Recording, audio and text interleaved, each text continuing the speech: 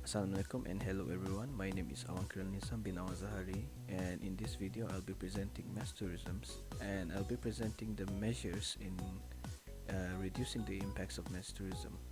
So mass tourism refers to the movement of a large number of organized tourists to popular holiday destinations for recreational purposes.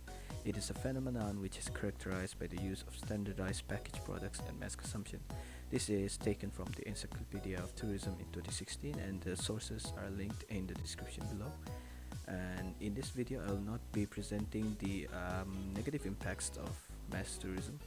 However, I'll be presenting the general measures in detail. But first, we'll have to talk about my um, methodology. However, not as in depth of a topic as the general measures. So these are the measures to reduce the impact of mass tourism. So my measures, all of them are necessary policies implementation on a national or international level. I'll be using the suggestions suggested by the UN in the Munich 14 research report under title Special Conference 1 Security and Globalization under subtitle Reducing the Impact of Mass Tourism in Developing Countries. The cases provided in the paper is specific in nature, and so the measures are massively different for each cases, which is why I have condensed all of the measures into 5 points, which are applicable to every country's, barring my lack of knowledge on the subject matter. Let's continue on. So these are the general measures to reduce the impact of mass tourism. Okay, so the first one is to reducing the disparity of high and low season traffic. This is to stabilize the local economy, which are dependent upon tourism. And the second one is limiting government expenditures for tourism infrastructure, uh, governed by demands of the country's tourism economy.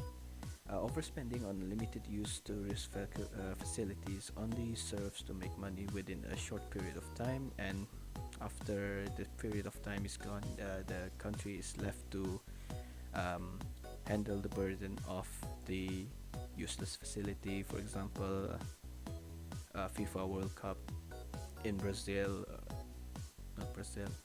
Brazil had the Olympics, and after the Olympics is gone, the infrastructure that was built for the event are all now falling apart because there's not enough money to support it in tourism. So, and the last one is social safety nets for tourism industry workers for the low season must be robust. This could be implemented on a bigger scale with UBI or Universal Basic Income.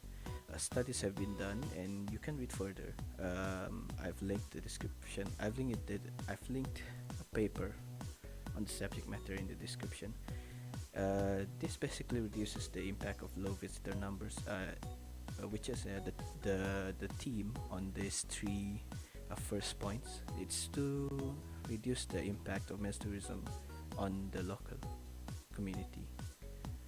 And the fourth one actually is punitive measures must be implemented for extreme cases. This is a different direction from the first three, where the first three measures reduce the impacts on the local community. This reduces negative perception of the local community, encouraging mass tourism, where we can see that on Kota Kinabalu with the mountain incident, where foreigners are naked on top of a holy site considered by some local tribes. Uh, they don't want more people coming to desecrate their holy land, or uh, in that in the same vein, in that general direction of perception. And the last point is media coverage of tourist hotspots must be reviewed and fulfill certain criteria before publication. This one aims to protect consumers, and in this case it's the tourists, from unrealistic expectations, which only serves to ruin their experience, which reduces the probability that they're going to be returning on that tourist spot, thereby reducing the visitor numbers and then harming the local communities um, uh, that are dependent upon tourism. I think that's all I have for this presentation. Due to the lack of time given, I only have one last thing to say about measures to reduce the impact of mass tourism. Some of the specific measures that are given are to reduce the impact of mass tourism. Just the fact that there are a lot of people in one place will ruin the physicalities of a hotspots. For example, reef damage in the Australian Great Barrier Reef. Uh, the suggested measure in the Munich 14 paper report is uh, fining the people who are damaging the barrier reefs, and then structural damage from a lot of people coming through Angkor Wat in Cambodia. Also, use the fining method. I think that's all. Thank you very much, and thank you for watching. As I said, the sources for my video presentation is in the description below. Thank you.